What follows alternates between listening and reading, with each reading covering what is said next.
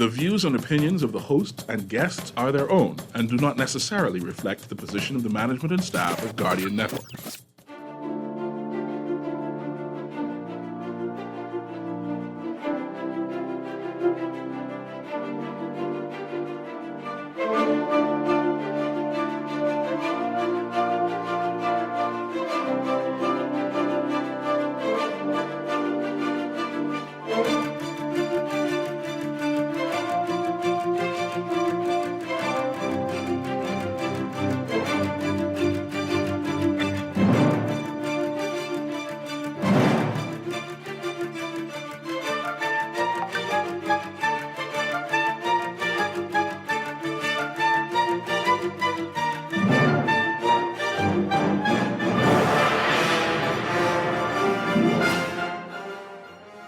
Hello and welcome. Good night to the Doctor is in with me, Dr. Denotha Archer. Thank you for joining us tonight on Guardian Radio for all things health, wellness, and things that pertain to the Bahamian society. So last week we talked a lot about a lot of medicine. We're going to take a little shift. A lot of things are happening. We just had an election. We have a crisis within a crisis, like I like to say, both health and economic. So we're going to talk a little bit about the economy, what we could do, what will make things better. And so before I introduce my guest, just want to say we're brought to you tonight by Medical Concierge Services. We're located on Collins Avenue, number 72, right in the Heart Center building. You can reach us 326-1521 or 429-4880 for all your healthcare needs. Check us out on Facebook and Instagram. And people always tell me, why don't I give the Instagram thing properly? So it's medical_concierge_services. That's how you find me. I'm also there as well as Dr. D. Archer. So you can find me on most social media. I'm on Twitter. I don't hardly use it. I guess that gives my age. I'm not a Twitter person. So I'm a child of the 80s. So, you know, that's we need more than a couple little words, you know. Hence why I guess I like Facebook. So joining me tonight, here's a guy, I've met him in a lot of different places, interesting places back and forth. Sometimes we agree, sometimes we don't agree. Sometimes we're on the opposite side, and then sometimes we see eye to eye, but he's always had a keen sense of what's going on and how to rationalize through that.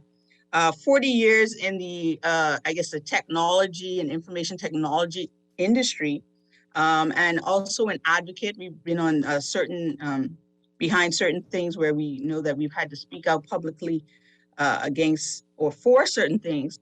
So, Mr. C. Alan Johnson, welcome to the show. This is your first time, right? Absolutely, my first time. Long time coming, but hopefully it won't be my last.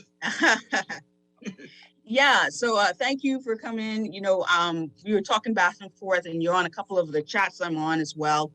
And, you know, this idea of the economy and diversifying the economy always comes up. We always talk about it. We don't ever seem to get anywhere. We're in a very critical position right now in terms of the country where we've never been in this type of place before. Our largest industry, tourism, basically was closed for almost a year. And so now we have to make some tough decisions. Let me first get your thoughts on everything that's happening before we kind of dive into how do we change things. Well, I hope I don't scare Bahamians, but we are in a place that is very, precarious, a strange place.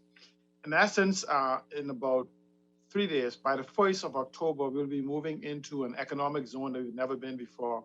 Though our leadership may not tell us based on my data and estimates, and I see people now saying it, I guess people heard me been saying it for the last year, is that we're to the point now that we could end up defaulting on our national debt, that we may not be able to meet the interest payments, you know, which is almost $50 million a month, no, $40 million a month.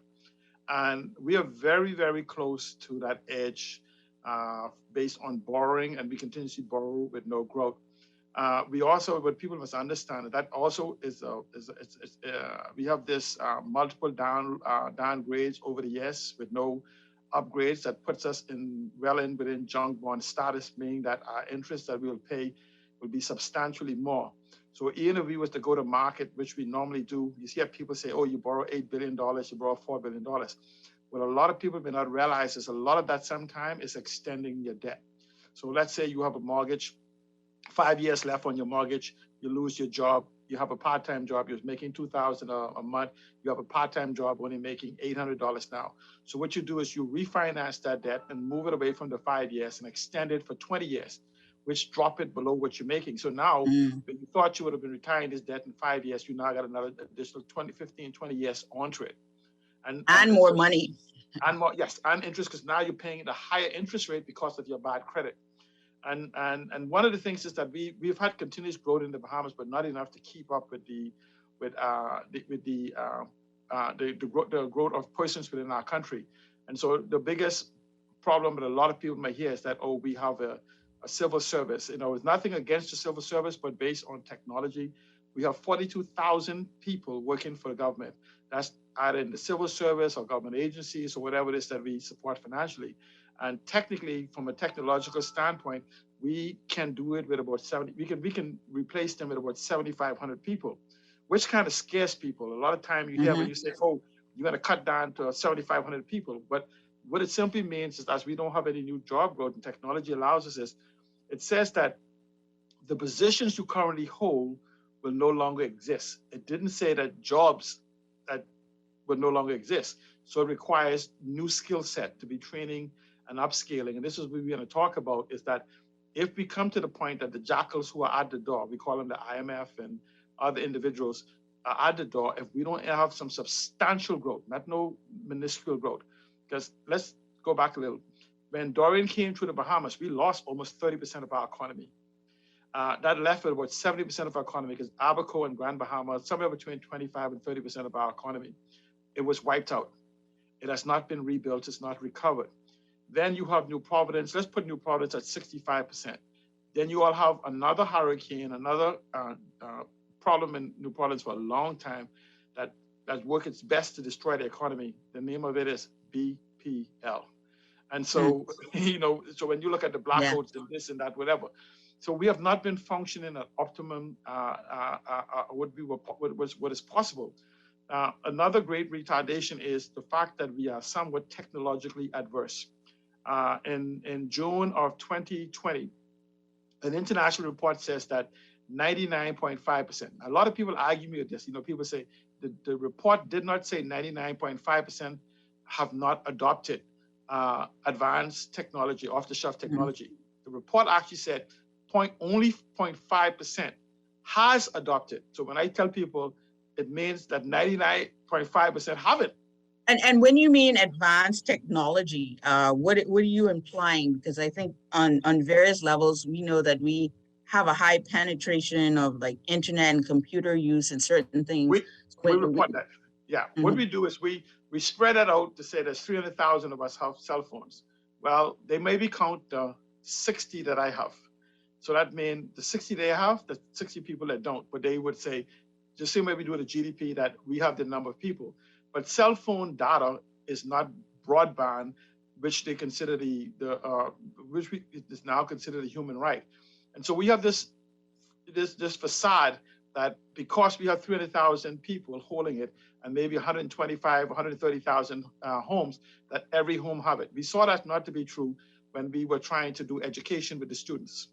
And so it's a misnomer where we want to translate one and apply it to all, and we do not. Yeah, that's why I say I want you to classify what you mean by that. What kind of technology are you talking about with that 0.5%? I think that'll help people to understand and clarify what you mean by that. Right. Okay. What they said is only 0.5% of Bahamian businesses has adopted advanced off-the-shelf technology. Now, we call Windows and Microsoft Office and Excel and QuickBooks, whatever. Those are not advanced technology. Those are off-the-shelf technology.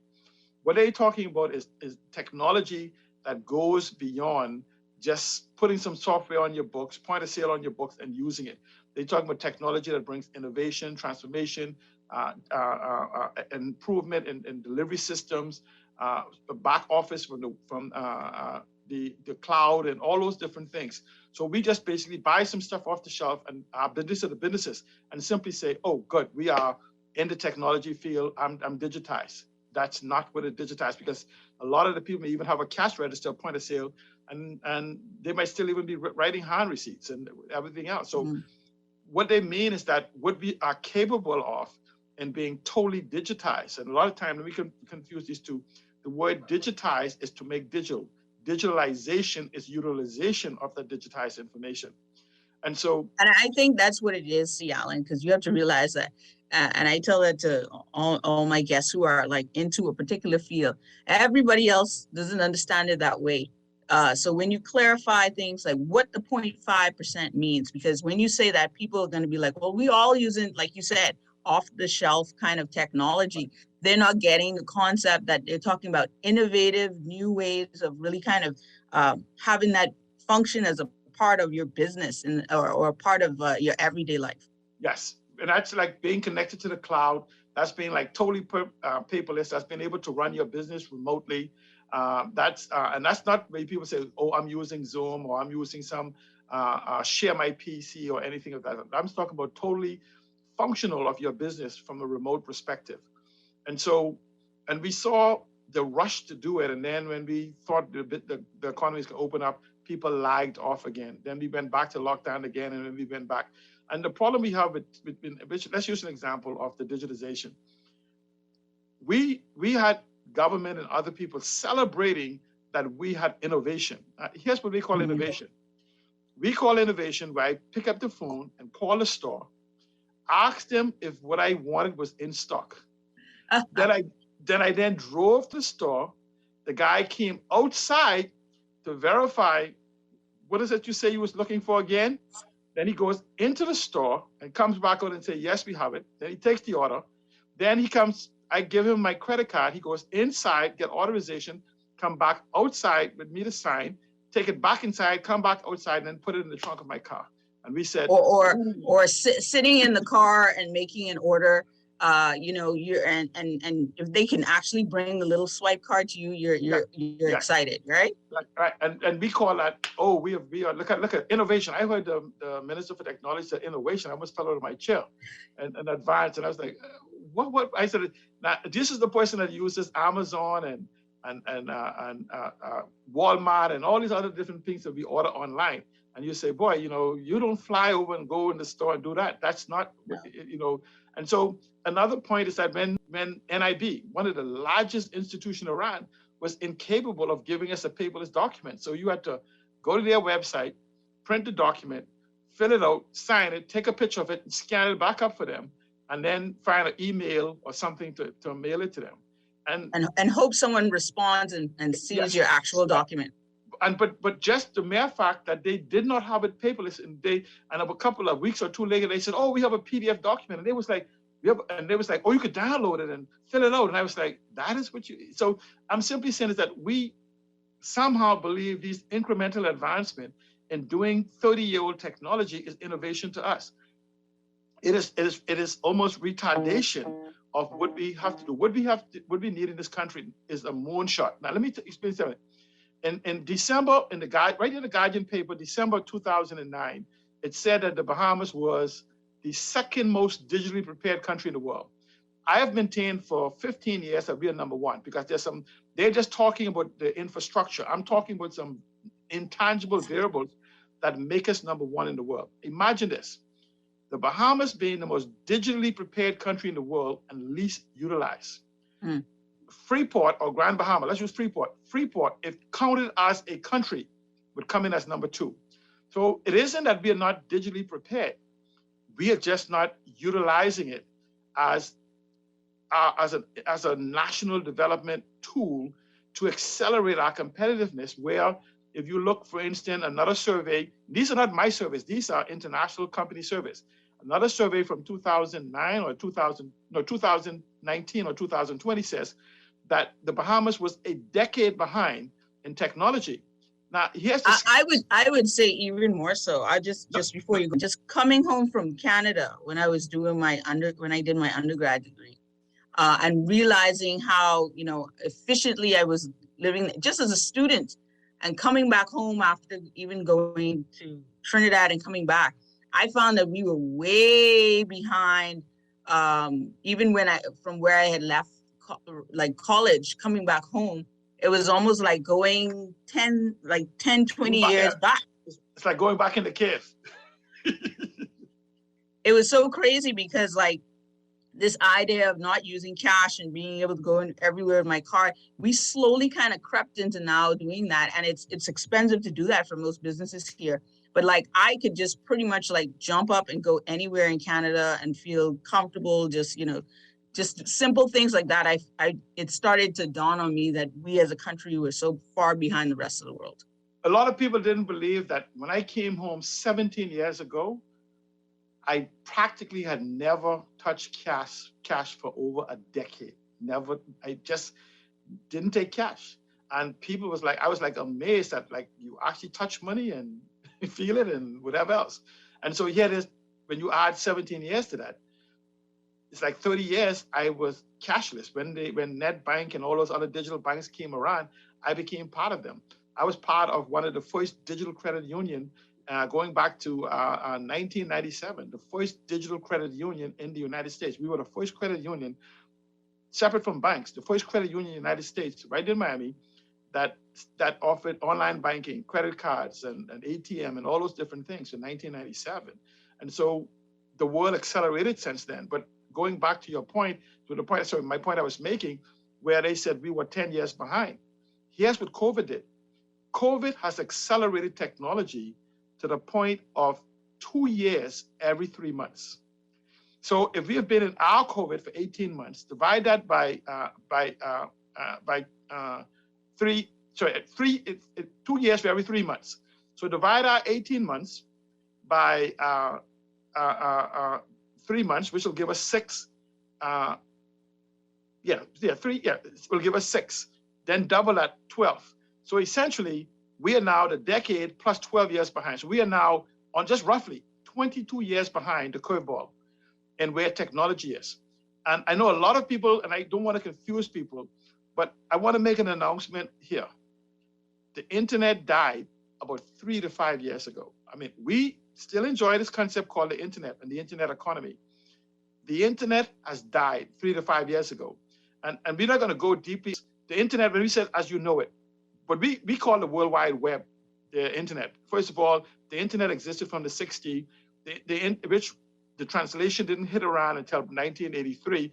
And then the World Wide Web, which allowed the combination that came around in 92, where you started using words.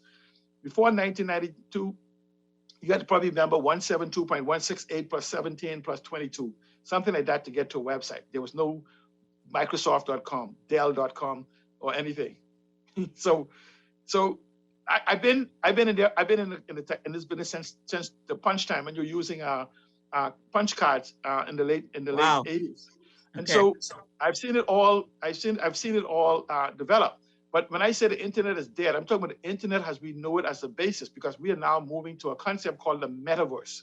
And believe it or not, Jeffrey Lloyd and I spoke about this in 2005, about this concept called the metaverse that would eventually come into existence. Remind you, when Jeffrey Lloyd and I talked about this, Facebook was still a college campus software. And so we even talked about Twitter before it came into existence, that we were going to eventually move into a metaverse, and then we'll understand what a multiverse is. And so, but the fact is that when they finish, just go on Google and see that Facebook and Google and the rest of them are spending billions of dollars in developing the metaverse. And so when you hear people like Michael Amagran, anyway, sorry, Michael, for messing up your name, but he's a young guy in the early 20s at BTC that has been promoting this concept of digital gaming, e-gaming, for a long time. In fact, it was picked up by Michael Pintard, and the other minister did not do it. But when you see those virtual world, it is actually a new concept. In fact, I don't want to get too much into that. I am buying real estate. Right now, I'm buying real estate in the digital world. You can be aware. That's another show we have to do. Okay. That's something else we'll have to talk about. The same way you'll go downtown and buy real estate, right? I'm spending real money for digital real estate because I can build buildings and signs and advertising and whatever is there. But that's a whole different thing, because the metaverse is a whole new concept that's coming into existence. But what happens is, this is where you have to, when we can talk about these economies, we now must look to leapfrog some things that we are doing, take into account that we are the most digitally prepared country in the world. Secondly, we are the only place that I'm aware of that we can offer digital privacy, constitutional privacy, and constitutional sovereignty to data. And so is that because we really don't have a lot of data laws and structures, and that makes us like mendable? Yes, we don't have any, but here's what happens. I've studied the Constitution, and because I live digital, when I read the Constitution, we only need to put in laws these things, which is just interpreting data as being a sovereign item. So what happens is, and here's in law, the constitutional aspect, if you change the law, let's say I do something and there's a law that prohibits them from accessing the information. They could the United States or somebody could put pressure on the Bahamian government. They go change the law, which gives them access. Here's the difference. Constitutional sovereignty and constitutional privacy would require a referendum for them to change the laws. So what it does, it makes almost every person in the world want to become a digital citizen of the Bahamas, because anywhere they have data in the world, just like the GDPR or the California law that gives you the right to your data, you could then begin to monetize because you'll own your data. Once registered in the Bahamas as a digital citizen, Facebook, Google, whoever uses data on you will not be able to have access without your consent or paying you when they monetize it. Your medical data, believe it or not, even cancer is a commodity in this new digital world, because we have this BRCA gene or something. BRCA gene. So what happens is, believe it or not, it's similar but different by DNA in every single person. So if I have it, I can actually have the rights to that. And should a part of that be incorporated into any solution for any time into the future, my estate and family would have a right to any type of monies made from it.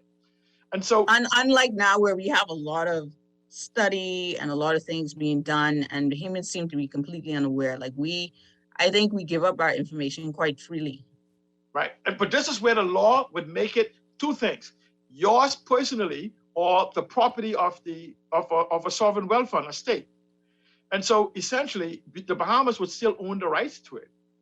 In the essence of, like, when you don't leave, like how you say you leave your bank account, and you didn't leave an heir or something, it'll go to the sovereign wealth fund for the benefit of all Bahamians. And so, and this is where the digital rights is fighting, is what people are fighting about. And a lot of the individuals, even, I don't want to go into this code argument, but a lot of the arguments concerning this whole aspect of DNA is what people came to say protecting in certain rights, because under this whole law about somewhat of GMO, which is a whole different argument again, and this, when we come to the data law, we'll have to have this conversation concerning that if I can cause you to modify your gene, I can also own the rights to it because my modification becomes superior. And so, but that's a whole other story. Yes, right. But I'm saying you. But so what happens then is that, believe it or not, we could solve our national debt by properly passing a data sovereignty and a data privacy law. Because now every person in the thing, which is, I really would love to do a show with you on that, so you can understand where I can give you a digital ID, anonymize you, and send you back into the world, like almost through like a VPN, and no one will ever know who you are, but anything shows up to you would still be controlled and managed by Bahamians. Right? It's not as complicated as the same. But when you go back to this digital preparedness, no one else in the world, we are literally superior to any other country. In fact, the three mega technology giants would have to submit to us. That's the United States, China, and Russia. Because if we properly do this, we would actually become the gateway of information and data exchange for the rest of the world. But there's some other. So let me just make sure. So we would be able to pretty much digitalize ourselves and our content. We would be able to sell that space almost to the world in terms of citizenry that would then protect their digital ID or identity, which then to be accessed from the rest of the world can be monetized. That's Right now, Facebook and YouTube and all of them are making trillions of dollars off you, Mhm. and you're not getting anything. So what you're doing, Yeah. the Bahamas could do is give the world a right to take back. And you like the same way the GDPR requires the data be kept a particular way. And if you watch the California privacy law, it gives you the right to delete data or not to collect data on you. So we simply add a twist to it and says you can collect data, but anything you use that bears this digital ID, if you make $1, I get 15 cents or whatever. Is anyone else doing this, or and if not, why? Because Is technically, the concept practical? That's what I want to. it is practical now because the world is all about data. And as Yeah. we move into the concept of the metaverse, it becomes even more practical. Our advantage is people can create laws. Our advantage is we have a constitutional aspect. Go to the United States Constitution or some of these big countries, they have to amend their constitution to add it to it. Okay, and we don't. We already have it. We just have to move to make sure that we continuously protect it. But here's the beauty about it. We talk about these tech hub. If you talk about these tech hub, if you pass the proper laws, they will run here because you could make it that certain data stored on anybody must be docile in the Bahamas. Say that again, C. Allen? So you could fix it so you could have any data on C. Allen Johnson must be stored in the Bahamas. Okay. And do we have the storage capacity for that? Like, is that just in the cloud, or this is like we would have to come up with some of this technology? No, they would have to come and build their servers here. And people talk about the hurricane and all these other different things. Yeah. See, that's understanding of the technology and how construction works. In fact, I never understood why we were having such a trouble attracting the tech guys, being right on the tip of America, being a sun, sand, and sea type of place. They're very much into renewable energy. I always thought that we should have had such a large appeal to a lot of the projects that they were doing. I couldn't understand how we could maneuver ourselves in the mix like that so that we were a part of the conversation. Improper IP laws, intellectual property protection laws. Forget it. We have no. I know what we say. We have no digital laws in the Bahamas. We have laws called digital, but then in the aspect of really protecting digital, they don't. Here's the problem: the tech hub. And I hear the government talking about, we got the tech hub, and we're gonna do these what is it? These where people can come work in the Bahamas and everything. Now imagine this: in China and all these other countries, because they were concerned about intellectual property theft, and so you were saying they were taking these super protected item into the United States. And we were running around saying, well, since you're leaving these places, y'all could come to the Bahamas. And you go, you can't even protect movies and music. And you now want me to take my $1 trillion infrastructure and deposit it into the Bahamas. This is why the tech hub and whatever didn't jump off. Because essentially, with all due respect, what you had was Google research individuals who were basically just thinking that it's almost like going to a restaurant, seeing the menu, you see salmon on the table and asparagus and all the other stuff. So you stop on the way home and buy all the stuff, thinking that you can duplicate what you have in the restaurant. So they basically weren't prepared. We have the infrastructure. They didn't put the things in place that would have cemented something like attractive. Yes, absolutely. Have the conversation. Understand, if they take Dr. DiArcher right now and put her on a technology hub, the first thing Google will do is go look at your entire history to see what do you read, what do you do. When they see that, you only do medicine and whatever, they'll be like, see now. I'm reading everything. They say, see, so they look to see the depth of your understanding, to see how deep you're in. Because remember, you're not talking to a startup company. You're talking to companies with $1 trillion valuation. Right. And so you can't snow them to say, this guy who last week was a lawyer or this person last week was the secretary is now going to guide you into this frontier where you have never been before. And so these are people where they're fighting to steal IT people from each other. And so we talk about it and understand it. So it's just a matter of putting, and believe it or not, there is a number of behemoths who's been in this field for longer than I am. Believe it or not, I have a cousin, when we was designing the laptop at IBM, who I was naive, a young teenager at the time. So I used to take home classified information to ask him some questions. He was an engineer, not knowing at the time he was working for a competitor who beat us to the market with the laptop. Because I didn't know, I was asking him like, what about this? Because he was an engineer. But I didn't understand. You sure you want your former bosses to hear something like that? No, because the laws have now been changed, and with the technology that we talk about then is is obsolete. Because when I left IBM, you could almost say we were on level 6 incarnation of technology, and today most likely still level 3 or 4. What has been vision is way bigger than that. Yeah. So what I gather is we have the space for the tech, but we aren't prepared for it. How do we now, as we look into economies that we can get into, and we talked briefly about these different ideas, and you could let people know that you're always hearing the word green and blue and orange and all of these things when you hear about diversifying the economy. I think a lot of people hear those things, but they don't truly know what it means, right? Yes. First, let me say this, right? Let me use the ones that we talk about in the Bahamas. We talk about the blue, the green, the orange, the knowledge, the digital, the conceptual, the silver, the circular, and then Eden Purple. Gator, the aquamarine economy. She has this concept of combining all of them. Now, Now, I use the word digital, but I want you to know that's the small d. There is a big D that the global economy runs on. Every single one of those economies that I spoke of, the green, the orange, the blue, the knowledge, the conceptual, and the digital, the silver, the circular economy, and the aquamarine, all sits on top of a digital economy. You cannot do any of these unless you move into the digital space. Even the data that you would interpret to mean anything that we talk about IP protection of plants and animals and corals and all these different things. Those themselves must be digitized.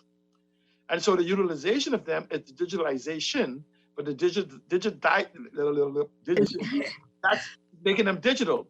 So every single one of these now moves into this big D, digital economy.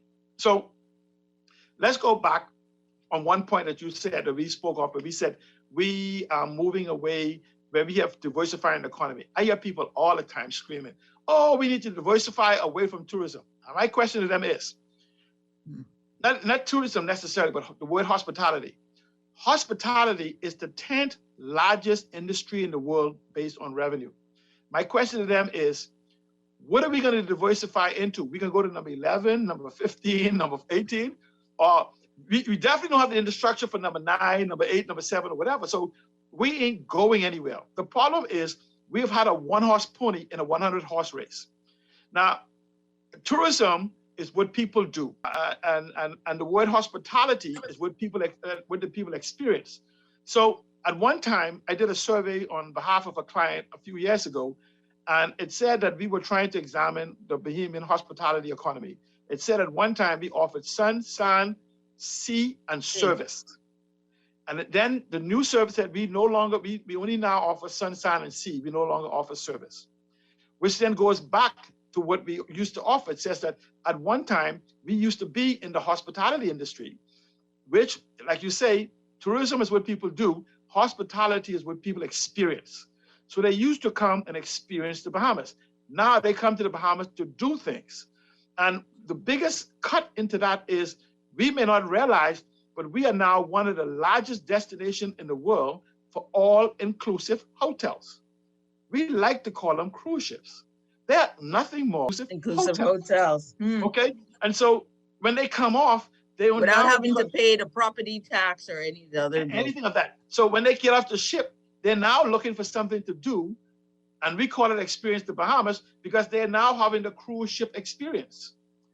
So they have already exhausted their experience by the time they stop in the Bahamas, and this is why we get the pennies and the change.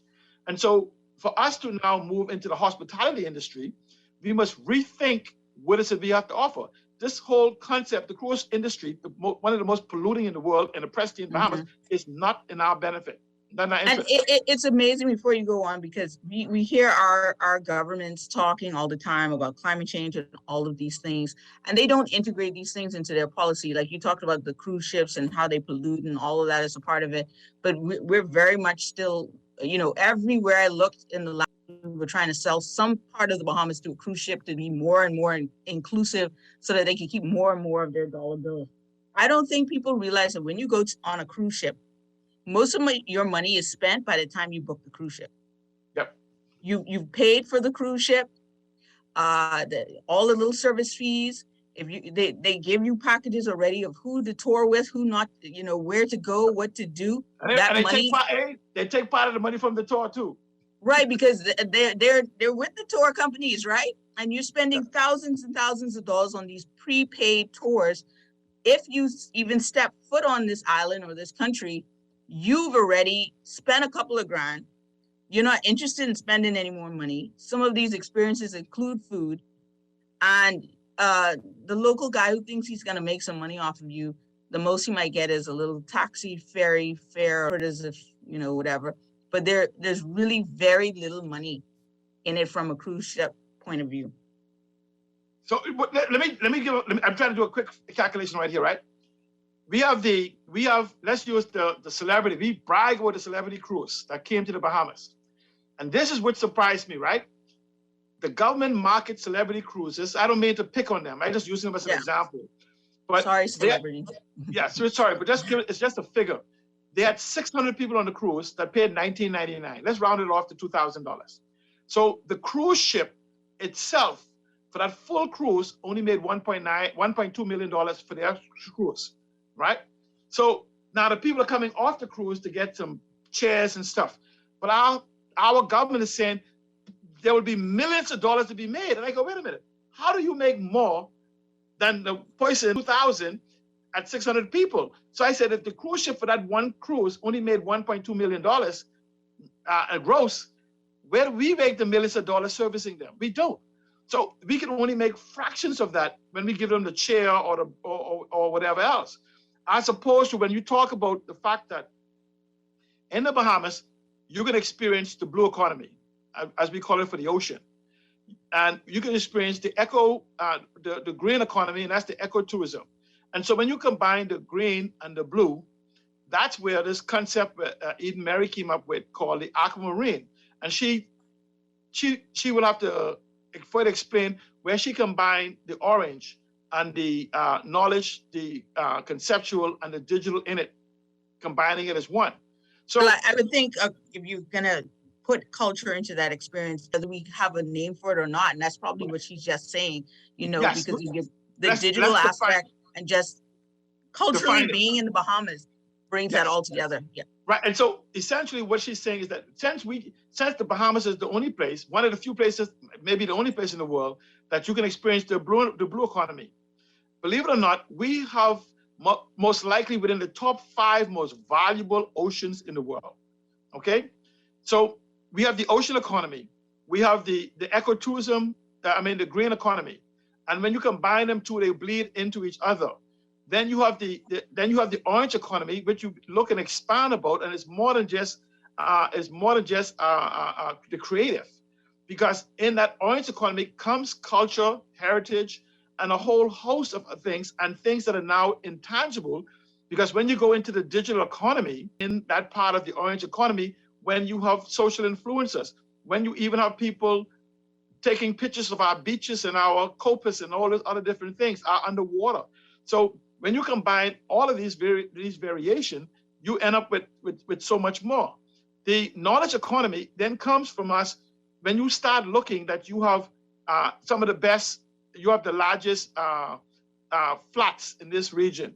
We have more, what do you call those things, with mangroves.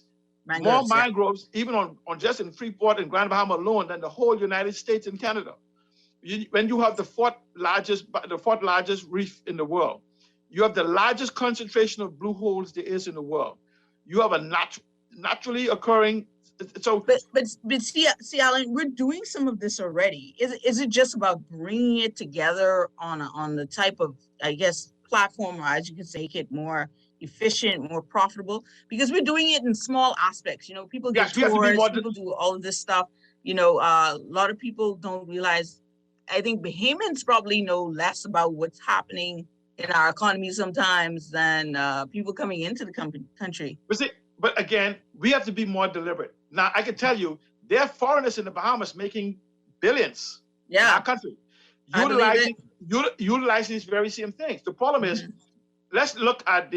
let's throw some financing aspect in there. The ocean economy. We have young Bahamians who run out for conch and who run out for fishing and whatever else. And they don't get involved. They go to the development bank and they go to whatever it is to get financing for a boat, right? They need a boat for $300,000. You know what happens? They say they can't qualify. But what if we set up an environment where there is okay, Dr. Cartwright, here's your boat. We retain title collateral for your boat. I just need $60,000 worth of fish per year from you. So in 5 years, you would have paid for your boat just by bringing me the product of what you have. Okay. Now in the Bahamas, we have thousands of cruise ships in the Bahamas. Bed and B&B and VRBO is, if you go and look at cruise ship what do you call it, a yacht B&B in the Bahamas, they get $4,000 to $20,000 a week. Mhm. Well, why aren't we creating the vehicle so that C. Allen Johnson could go and buy $1 million yacht that is collateralized and guaranteed by some sovereign entity in the Bahamas, and the people can book and have the same experience? That's why one of the things that Michael Pintar did is a huge thing. If we actually begin to transition Bahamians into these economies and begin to protect it from foreigners. So if there's 10,000 cruise ships in the Bahamas, yachts in the Bahamas, let's put 1,000 Bahamians on some yachts or train them for captainhood, or bring the people in to have them work with them. Because if they're getting $4,000, $5,000, $10,000 a week for 8 people on a yacht, why can't they pay it off in 2 years or 3 years or whatever amount of time? You know, so I think it's will. I think, I don't know. We haven't had any kind of leadership that was willing to take a gamble on its people. They see the money, but they see the money as other people's money. I don't think they see. I think that we've had a problem for a while where our leaders, despite being our leadership of this country as from the Bahamian level, we still have this kind of plantation economics where they feel like they're holding the house for someone else. You know, they're throwing out the red carpet to someone else to enjoy the country. I have this kind of thought where I say we create paradise for other people. It's like we're maintaining this for someone else. Yeah. And I think until they understand this concept that this place is yours, the people here deserve an opportunity to be a part of the economy. You can't have billions of dollars that never touch this place, but is made off of this place. I don't think they understand that concept. And I would agree with you. Here in Grand Bahama, we need another study I did on behalf of another client says that we need 10,000 bed and breakfast rooms on Grand Bahama to reach what is called net zero. And here's what net zero is. Net zero is where you get 10,000 rooms on Grand Bahama, which will sustain like restaurants and taxi drivers and whatever, 10,000 rooms. Net zero means that you can all make a salary, but you don't get rich. You don't make no real profit. So everything above that gets you above net zero. So if we get about 20,000 rooms on Grand Bahama, you would have a metropolis of hospitality. And when I like to use the word hospitality rather than tourism, because under hospitality comes sports tourism, religious tourism, medical tourism, digital tourism, religious tourism, and all these variations of which we tried to give away some of that stuff, you know, with that CB Act or whatever. I was like, you giving away medical tourism before Bahamians have dived into it. No, but see, here's the problem. You know, I moved to Western Florida in 1993 before we became a municipality in 1996. Now, here's what happens. And we cry about the hospitals. You're a doctor. Do you know, on average, you have doctors in the U.S. is paying an amount per year for liability insurance. That insurance limits them to maybe 1 operation a week, 2 operations per month, 3 operations per month. So we talk about needing this $1 billion to build this mega hospital on Grand Bahama. Well, it's very easy to create a medical tourism environment by simply getting a certain amount of doctors who wants to practice in the Bahamas to come under a sovereign liability limit where they pay that $100,000, that $250,000 a year, and we telling them, no, if you're doing three surgeries now, you could do 6, you could do 7 here in the Bahamas, and all that goes to cover liability. But understand this, when the doctors came to the hospital or patient came in the hospital, they got paid for their surgery. The hospital got paid for the stay, for the use of the equipment, for the operating room. All those things came from it. So financing a $1 billion debt is very easy if you strategically think about it and set it up as a sovereign type environment where these individuals will come and even set up clinics and all these other different things in the country. Now, a few years ago, you may not talk about this, but because the world economics have changed, decentralized finance, fintech, and all these other methods of financing have changed. And so not just the hospital, but now you'll have the whole infrastructure support, because no one can even come to the Bahamas to support the practice of medical tourism unless they affiliated with the hospital in case some emergency or something happened. And so it's just a matter of sitting and planning it out. We could come back in New Providence and build a world-class hospital type environment, just not trying to build on top of the old place we have, but go finding a location and building a world-class hospital where a helicopter or whatever can land. So, and I think Miles Monroe said it best. We cannot build the Bahamas on the old ideas. It's impossible. It's the same old people. Yeah, you know exactly. what I mean? I'm looking at the transition of, when we move from government to government, and it's just recycling the same grouping of ideas, people same over ideas. and over. Not even ideas, but those group of people. They didn't accomplish anything in that 5 years. 25 years. I've been here for 25 years. Yeah, they 25 years. I've been here for 25 years, but then they say it's not 20. They were not even talking about 25 years consecutively. No, I'm not talking about 25 years consecutively. So their crew is in. They're up there doing nothing. Their crew is out. They sit back and they wait. They're back in with the same nothingness again, and we wonder why we're not progressing. Right, but see, again, because of DeFi, probably about 60. I know.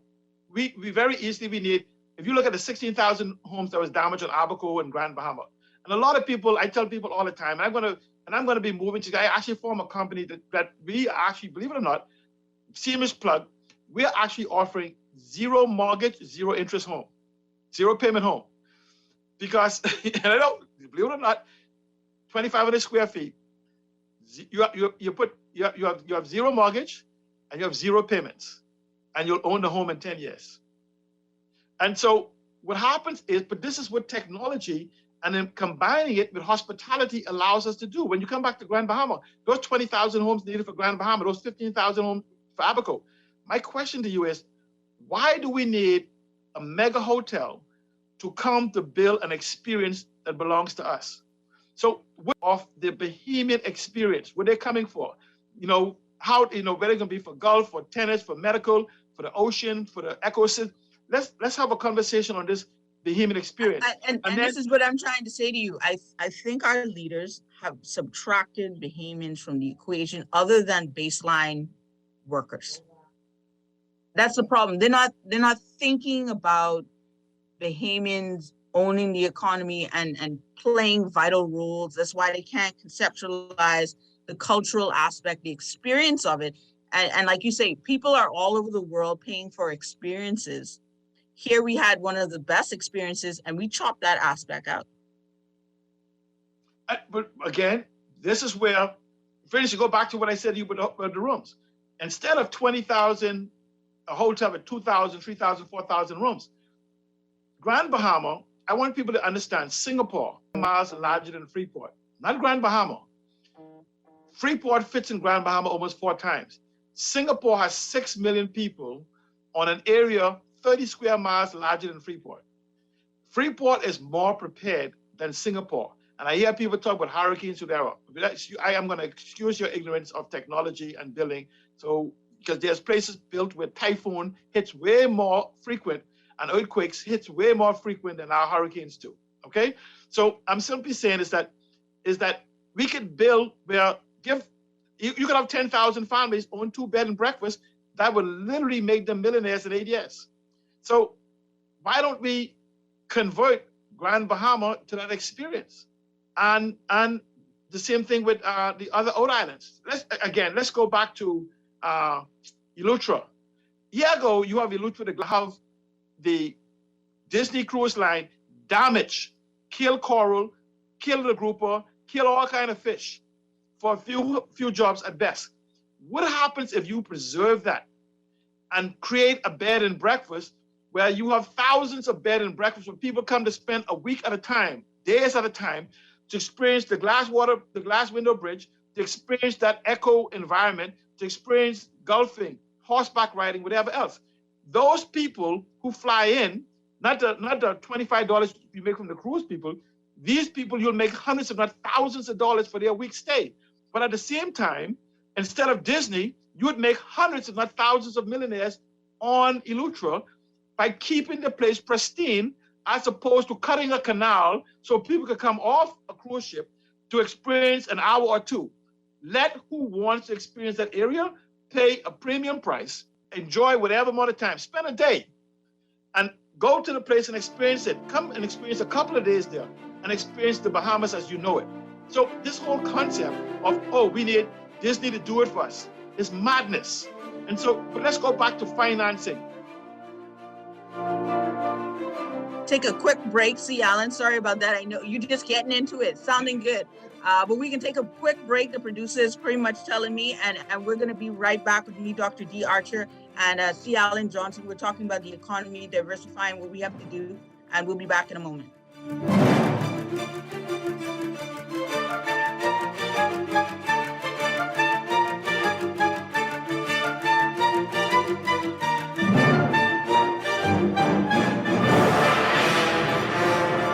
Now that your age is not everything, now that your kids call you for advice, now that you can achieve anything you set, nourish your strength and energy with Ensure. Ensure provides protein, antioxidants, key vitamins and minerals to support your immune system. Now that it's your moment to enjoy your vitality, why stop? Your life, your health, your Ensure. Always on the go? Missed the show? You can now listen to Guardian Radio talk shows anytime, anywhere on Spotify and YouTube by searching Guardian Radio 96.9 FM or by entering the name of your favorite show. You can also listen by logging on to GuardianTalkRadio.com and clicking on the podcast tab. Guardian Radio, continuing to provide you with fresh news and smart talk anywhere, anytime, all day. Morning Blend Business. The economy. Finance. Business. Industry. Government sector. Private personal finance. Investing advice. Consumer issues. Consumer rights. Trends and business opportunities. Morning Blend Business. Following Morning Blend every weekday from 9 a.m. to 10 a.m. right here on Guardian Radio 96.9. Cloth face masks do offer a level of protection against the spread of COVID-19, but only if worn and removed properly and used along with other preventative measures. Your hands should be clean when you put the mask on and when you take it off. Use soap and water or an alcohol-based hand sanitizer. Respiratory droplets from others will stay on the outside of the mask. Do not touch the mask at all once you have it on. Remember, if you touch the front of the mask, the germs will now be on your hands. Remove the mask using the elastic or straps from behind your ears and wash your hands immediately afterwards. If your mask has respiratory droplets, change it. Cloth masks should be washed after every use with soap and water. Along with using a face mask, remember to wash your hands regularly. Practice physical distancing 6 feet apart. Avoid touching your face. Disinfect commonly touched objects and surfaces, and stay at home as much as possible. We must each do our part to prevent the spread of COVID-19. This message brought to you by Bahamas Ministry of Health in conjunction with Guardian Radio. This is Guardian Radio 96.9 FM, Nassau, Bahamas.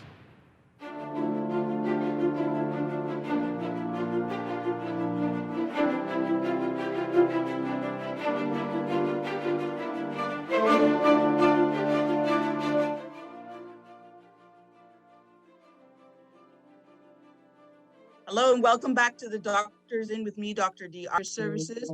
We are here with C. Alan Johnson. We're talking about the economy, what we need to do. We really kind of got into it there. You were getting hot, C. Alan, you were getting deep into your whole idea of what to do with Freeport. I know your passion because you're living in Freeport, aren't you? Yeah, I live in Grand Bahama. Yeah, Grand Bahama. They keep talking about developing Freeport. We must develop Grand Bahama. Grand Bahama. There you go. So you were talking about, what we need to do, the $25 from the cruise ship, we could be developing the kind of infrastructure and creating the kind of attraction, not just attractions, but the places Bahamians could be making that money. And instead of $25, because I see people are, when they rent homes, I have wealthy clients, these people are renting homes for God knows how much. Their family comes to visit from Europe and they rent a home and it's a different type of spending than $25 from a cruise ship and $17 back, right? We were given $17 back or something. Yes. So these people are spending thousands and thousands of dollars. That's a difference in the economy by a lot. Yeah, see, here's the beauty is, right? Crowdfunding and decentralized financing and a whole lot of things allows Bahamians to have access to education. And what I mean by that, if I want to build me a 2-bedroom bed, now let's go. If I want to build me a 2-bedroom bed and breakfast, it would take me I need to find 104 people a year to come to my place. But the beauty is, if I sell that in 4-year packages or 5-year packages, I could literally raise, and we could develop a trust to make sure that this isn't abuse, some point of control or contact. I could raise the $520,000 to build 2 500 or 600 square foot apartments. You know the beauty of that is? At the same time, I could build me a 2,500 square foot house, along with my 2 1-bedroom apartments or whatever, or even 2 2-bedroom apartments, whatever the amount, but we could create it. That's where I work with people with this so-called zero mortgage, because you don't have a mortgage. Essentially, what I do in working with people is we set up the financing, which we're working out the details right now. We get you the advance booking, then we'll bill you the house, and we'll hold the house in a kind of like a mortgage type environment until you satisfy those 4 years of rentals that you agreed that we advance across 8 years. And those people could use it, trade it, do whatever they want, come use it themselves. They could use 2 1 year, 1 year, another year. And so, and when they don't use up their 4 weeks or whatever, the house is yours. So worst case scenario is after they don't use up all of this stuff, even in 8 years, you now have a house that you built for $500,000, whatever, free and clear. We know that when you come to a bed and breakfast, there's a energy fee, $50, a cleaning fee, $75. There's some other amenities and things that you can offer.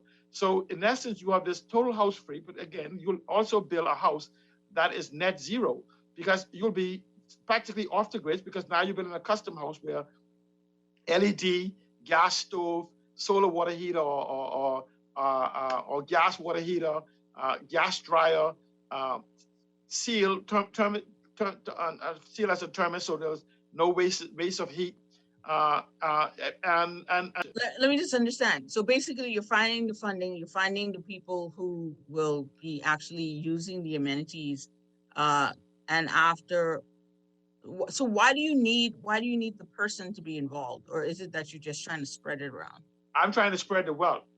I'm doing like this: 1 for you, 2 for me, 3 for you, 4 for me. Because let's be reasonable. C. Alan Johnson cannot build 60,000 units by himself. So I have an idea. I may have 1,000 units, but somebody over there may have 2 or 3 units. So, but why is it so hard for somebody to conceive that I have no problem in making a millionaire next to me? Because why? If I can get a couple hundred people, they'll fight to protect me. So alone, I can have a giant come in and underwrite me. But the whole point is that I can't, if you come to the fact, if you reasonably examine 100,000 rooms to fully have a Bahamian experience, for me to fantasize that I will build 100,000 rooms myself, or for Grand Bahama, that I'm going to go out and build the 20,000 rooms. Why don't we So where's the money? crowdsource? Where's the money coming from? I mean, I It's know coming. you're saying No, okay. crowdsourcing. Bahamians, I don't know. Bahamians are just getting into this idea of crowdsourcing. I know in the U.S. it's a lot easier. That's what I'm saying. This is what I'm simply saying is that what you have is like U.S. The Deputy Prime Minister Chester Cooper. He has tourism, he has investments, and he has aviation. Perfect combination.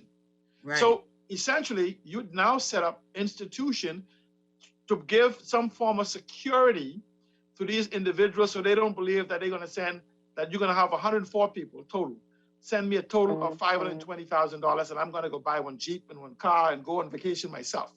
So, okay, so you need the government involvement in a sense of brand security, because you want to protect the brand anyway. But what happens is that this isn't where governments, you want it, and I want it to be form of almost like a sovereign fund, because this isn't where government actually, I don't want them to give it to family, friends, lovers, finances, foreigners. because I'm just trying to tell you, I think until we start finding ways around government in the sense that all they provide is the, Three things. Legislation, policy. legislation, policy, and programs. Right. And hands off. Hands off. Because not to say that I'm not saying anybody, whatever, but we all know that it's a small knit community and it tends to start off as a beautiful program that goes sideways. I'm just going to ask anyone who wants to jump in. 323-325-4259. We're talking about the Bahamian economy. Now, let me use an example. $8 billion for like 20,000 units. Do you know government could finance this right now? Itself. Okay, we got 3 million acres or whatever amount of acres we have. All government has to do is form a sovereign wealth fund that says all assets in the Bahamas, known and unknown, seen and unseen, tangible and intangible, is surrendered to the sovereign wealth fund. Now, You sound like Dr. Gilbert Morris now. so I copied that actually from Eden Mary Gator. She has an enhancement of it. Those 6 things covers everything. Now, I want you now to imagine this. Take 50,000 acres, and I don't want to sell it. I want to put it in a development trust. If you only raise $300,000 per acre, right? Just times the 50,000 by $300,000, and you will have the 15. Now we said we have millions of acres, beachfronts and everything else. So if you have an acre that can even produce $300,000 one time, but you still own it, you have now created $15 billion of money out of thin air that you can utilize to develop. But we're talking about developing 50,000 acres that actually produces revenue on a continuous basis. We got a call, C. Allen. Caller, you're on the air. Good night, Mom. How are you? I'm good, thank you. Welcome to the show. Good night. I think I met you before, but I'm not sure. You wanted me to ask a question? You Yes. whatever you wanted to ask or comment on, sir. That's fine. I need a doctor first. Oh, it's a medical thing. Yes. How can I get to you? Yes, you can call me 326 or 429-4880. 326. Go slow, please. Sorry about that. 326 Yes. 1521 151 1521. 1521. Yes, sir. Or Thank you. 429 429? 429. This WhatsApp now. 429 4880. 488. 429 Yes. 4880. Thank you very much. Yeah, no That's problem, all. sir. Yes. Okay. Okay. I'm a doctor on radio. I know you're a doctor. I You gotta gotta do your take- on call. I gotta take all of those, right? But Yes. I heard the concierge service, so you have to do the concierge. Oh, definitely. So see, I buy into this concept of there's a big chunk of the clinic, but I do concierge. So I go to homes all over all over New Providence. Sometimes I get calls to fly into other islands. I don't have time so much, so I have to bring some other doctors in with me. But this is why we got to build a 20,000 room. So remember, those 20,000 people staying every week, you always gonna have some sort of medical need. So Right. that's where, this is where the feeder program comes in. Because, on the wall, I tell you, if you need a doctor, they're going to number on the wall, you call the doctor, and she'll not only come see you, but she'll anticipate what you need and bring the medication with her. So you don't have to Right. really to the And so pharmacy. I take hospitality into medical care. Yes, absolutely. Yes.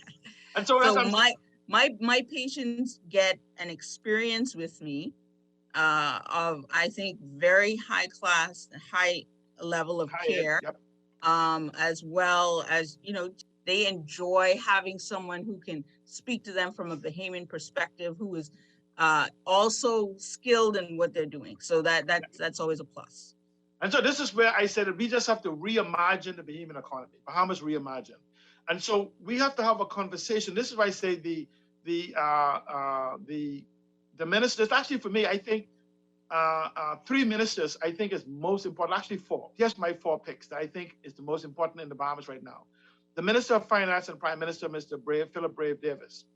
The second one I have is Chester Cooper, with his portfolio of tourism, investments, and aviation. Sorry, I'm missing like a bunch of calls. Sorry, caller, you're on the air. Hello, good night. How you doing, Dr. Archer? I'm good. How you doing? Yeah, but I know you're doing, Mr. Johnson.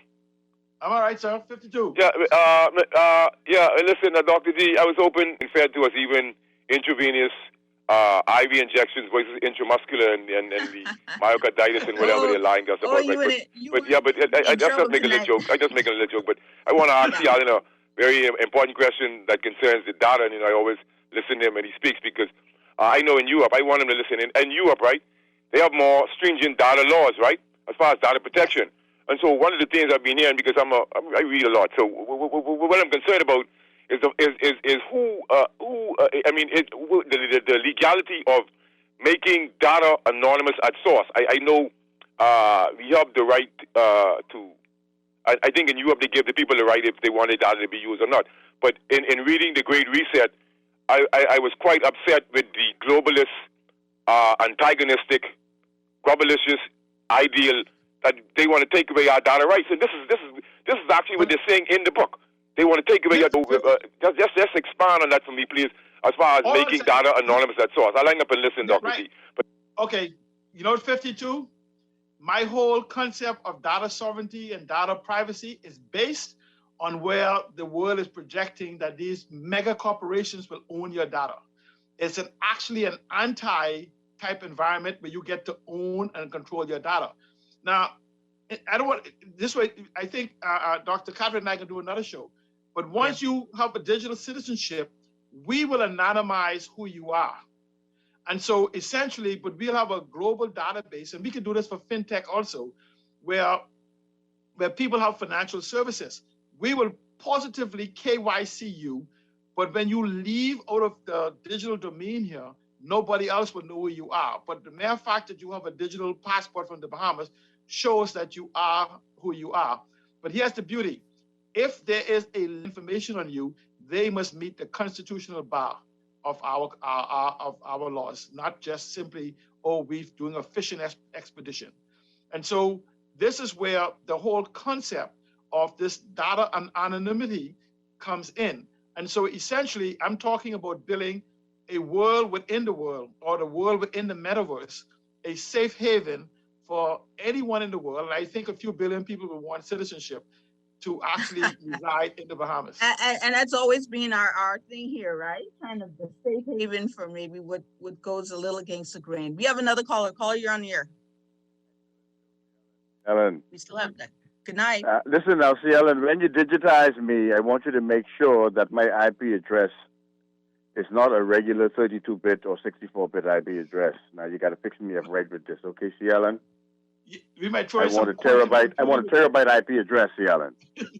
Me. No, I have some. Listen to me. I have some ideas for what is called data protection that will actually overcome even quantum computing, because your actual DNA can actually become a means of identifying who you are within yourself. And so we have some, I'm saying we just have to have a discussion, we can begin to progress. And here's the beauty. Once you create the law, you will have some of the greatest minds in the world who will come and seek to become part of the birth. Be a part of that. I'm so anxious to see that happen, because when that does, you will escape. And that's what we need happen. I would like to ask my doc something. Doc, I have in my presence this thing called ivermectin, and I have hydroxychloroquine. I was able to get them in, and I'm hearing that doctors are using it, but they're not giving it to patients. Is it something that I should have in my possession, or? The reason is this has all of a sudden come extremely controversial. Ivermectin is a drug that is a really old drug, same thing as HCQ. So, but for some reason during this COVID point in time, these have become controversial. So I'm not sure. I'm trying to get clarity on that, but I know there's a lot of doctors who believe in ivermectin and some of these other drugs. They have been using them. I think there has been some issue about authorities not wanting them to use them recently. So I think that's something that's been discussed in the medical community. See, Alan, I have one to drop on you. When you go to the Cable Bahamas area on, I think that is Ponciana, wherever it is, there is a building that has no windows but just one door. And I'm pretty sure you know exactly what's housed in there. Cable Bahamas makes more money what goes on in that building that's selling us subscriptions. You agree, Alan? Have a wonderful evening. I love your show. No, Cable Bahamas doesn't. Cable Bahamas and others don't hide what it is. Just that it's just there. Just that people don't conceptualize what's going on. Do we have another caller? Caller, are you there? You can come on. I don't know. We might have lost someone. Do we have another caller, producer? Or that was the last one. The last one. If you were on there and you want to call back, we will take your call. Sorry about that. You do a lot of talking on this show. So I think a lot of people are getting into that that idea, which is very different. And I like how it's kind of the antithesis of this global kind of agenda of where we're going. I'm kind of radical, but I like to go against the grain a little bit. So I too look at where we're going in the future and be like, oh, how do we counteract that? Because there's always going to be a market for that too. Right. I believe in setting up a data Eden. Okay, this is the environment, and like you say, and you begin to build it, and they will come. And what happens is that, but what happens now? You're talking about developing young behemoths into coding, and I'm talking about quantum computing and artificial intelligence, and I'm talking about even beyond general AI, and so. I'm talking about even to the point where we beginning to think where we may eventually move to centennial beings. It's like China now has moved. Now you sound like you're doing it. We got to watch you. I know some people call me what is that, a humanist or whatever they call it, transhumanist. Yeah. We gotta watch you. We gotta give you so much space, and then we gotta just really back just a little bit before you take us beyond where they want to take us. But what happens is I believe in if we get there, I do believe that if we are to move there, we should still have sovereignty. And that's where the lines get blurred, because whenever you start, putting these different things together, there's always somebody who wants control. There's always somebody who's going to be in some form of control.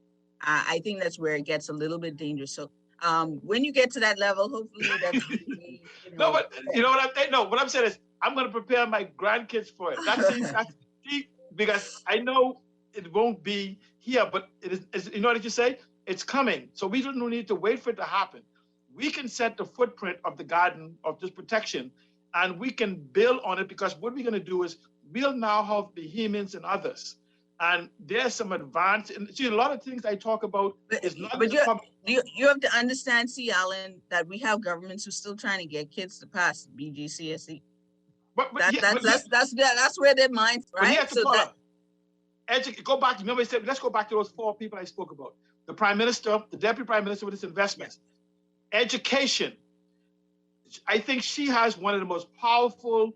Here's what happened. Let me come back to education. The most powerful. Right. The next one that comes is Obadiah Wilstrom with Ministry of Social Services. We use social services as a dumping ground, And he used a trigger word that got me excited when he says end poverty, because that word end poverty moves me into somewhat of the sustainable development goals. But here's the problem. To end poverty, that means he must document housing, education, food, health, everything, and direct those other ministries into resolving them. Even education. Now, let's go back to the education. We have this digital education, the digitization of education is teaching each child at its own level, at its own pace, to move them to a preset goal of where they need to be. Right now, what we have is Zoom classes. We don't have teaching. What we need to do is have like an ADOPT program where we identify each person's skill set, involve technology in teaching them. When a teacher teaches a class, by the time a teacher teaches a class 10 times, technically the teacher should not have to teach class again, because we now have all the data and information we have. We just have to make sure we protect her or him or her intellectual property rights. But we have now the data. Why is it that a teacher has to come back and teach the same class again when we have video recordings and animation and all these other different things, and well as a combination of artificial intelligence? And so we can create a platform that we need to export. Just imagine that we talk about the knowledge economy and even the conceptual economy right here, where we create a platform for 100,000 people that we must now, the Caribbean and South America, that is not at the level that we are. And so you mean we could be innovators? I mean, I think that concept misses right over the head of a lot of people. We're not just going to follow copy and paste and bring in foreign consultants. No. We are going to design the use. We don't have to reinvent the technology. No, it's the syllabus or the curriculum that we must develop. Google, Facebook, all these other people have, and SAP and these other data companies have really. Why do we spend millions of dollars to develop what they already spent billions to do when we could have just bought a space in there for a few $1,000s a month, or send a server to their environment and just license their software? And so all those students who miss classes, we would have the computer identify their skill set and put where they need to be. So every single child will be taught to sit in front of the camera and scream at a group of people. That is passé. That is so 20th century. I would say I think some kids like that interaction. I don't want to lose it completely, but I do agree in integrating some of this stuff, because like you said, children. Yeah, I know. Children are missing classes. I don't know why they're not taping them and making it easier available. Kids learn at different paces. Yes. And so some kids are gonna have to go over that class 4 times. They might have to do it in a worksheet. They might have to do it in a video. They might have to do it. Certain kids like me. I'm a visual and audio person. Right. If I'm watching an actual class,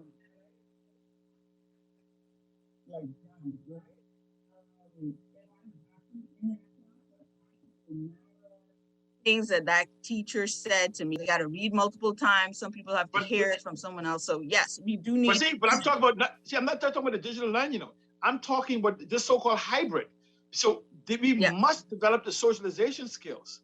So what I'm simply saying is that, but the socialization skills become primary because that's where they're going to be interacting. So we have to also keep the humanization of it, because again, these new kids going into school, coming into that metaverse I'm talking about. So I'm talking about differentiating our learning system.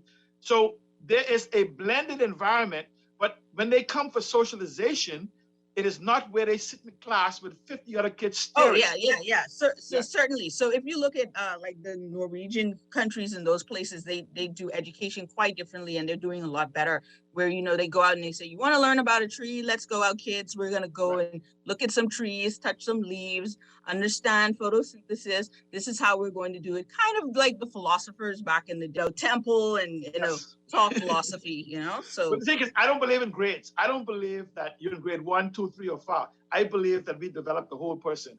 And so essentially, I believe in grades for socialization skills, but not in this whole grade of learning if each one is being taught at their own individual level. So I could play ball with everybody else, but I may need a little bit of help over here, or I may even be more advanced with the people. So why can't, for socialization aspect or for real-time learning of the real environment, we can learn together in those experiences? Because we could be, like you said, you could be a better visual learner. So here it is that you'll be more advanced in that socialization aspect, and I'm more advanced in the learning aspect. So this is where the socialization balance comes in. Yeah, definitely. So I definitely believe that there's a lot of reform needed in there for education. I think that's our path to it. But like I said, if your only job is trying to, but this is the economy. We just talk about diversifying the economy. We talking, but that has to be integrated. So all those things you talked about, right? You know, even though we have this cabinet that sits down and supposed to come down with a plan, we still see that they come out sometimes with completely different things that are not working with what they say they're going to be working with. So there's some type of disconnect because there's no, I guess, strategic plan that's a thread straight across. It's a 5-year plan. It's a 5-year plan. Yeah, you're right. It's a 5-year plan. It's a 5-year marketing plan as opposed to a national plan. So, but when you look at the policing and you look at all of these different things, digitalization of our economy and then digitalization by use of it, we can actually create the most wealthiest country intellectually as well as cash-wise or whatever you want to put it in the world. I'm talking about the fact that we talk about our natural resources. We have. Do you think this could be done in 20 years? No, I think it'd be done in 6. 6 years. No, the education part, because we can do is burn candles at both ends. When you use technology, it enhances learning and capabilities. So when you start teaching C. Allen and his own skill and everyone else, and each person finds their own, when you have an economy defined, once that person can define where they want to fit in, you're no longer teaching them in a blanket type environment. You are teaching them that, like you say, we're going to get rid of the whole new thing of 3 hours and then teach them the skill that's very specific to what they want to develop and who they want to become. And so what happens is kind of early understanding of where they would fall in the cogwheel in a sense, and then pushing them in that direction, providing and allowing education for that. And allow different models of developing the economy. If you break the 7 different models down, we need 100,000 jobs. If you say we're going to put 7,000 or let's say 15,000 people in each one, under each one of those subcategories, just say the hospitality, you have 6 or 7 other categories. So technically, you're only moving 500 people in each of these subcategories, and we could create in the shortest period of time while we building this whole digital Bahamas, we could create the revenue stream that is necessary for behemoths that exist today to sustain themselves by breaking down each of these categories of the green, the orange, the blue, and whatever else in it, and finding, we put 300 over here, 100 over here, 200 over here. And so when you look at 7 times 7, right, that's 49, times that by, the amount of jobs you create plus the multiples and the support and whatever, we could very easily in 6 or 7 years meet the creating jobs as we go along the way. It's a similar concept for the medical field and how we could make it more efficiently. As we bring in students, we should have an idea of where they're going and create the type of pathways where they'll be used appropriately instead of this kind of ad hoc, just a bunch of people trying to do medicine and then they get in the hospital and they don't know where they want to be or what they want to do, and they try to get into a program.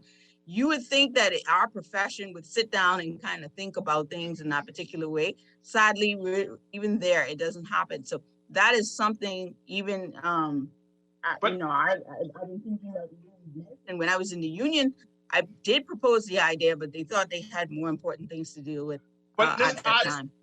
Art, education, tourism, trade.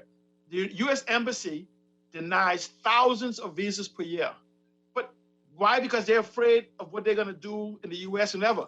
But a portal that gives access to all the U.S. products right here in the Bahamas, more to protect our citizenship with a revision of the laws. And those thousands of individuals that are denied, we have the digital infrastructure. Haiti doesn't have it. And all these other countries in the Caribbean don't have the digital infrastructure to support the digital learning. So why not let's have an education system with thousands of students living in the Bahamas, but attending school in the U.S. and Canada and other places. It's an easy fix. And so we'll have housing and all these other different things that they have to have. And they gotta get the secure electricity up as well. So no, but that's the easy that's part. A part of it. The problem is this.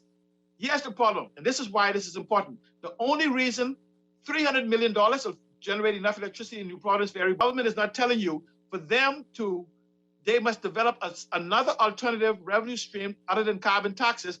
That's why they can't get rid of BPL. So let's create this whole new tax system, this revenue system, and we could dump BPL and go green as part of the green economy and the blue economy in the shortest period of time.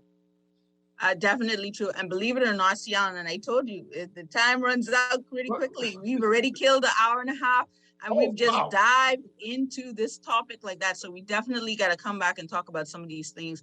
I know I'm going to get some feedback about this show, so they're going to tell me what they want you to talk about. So I want to thank you for coming.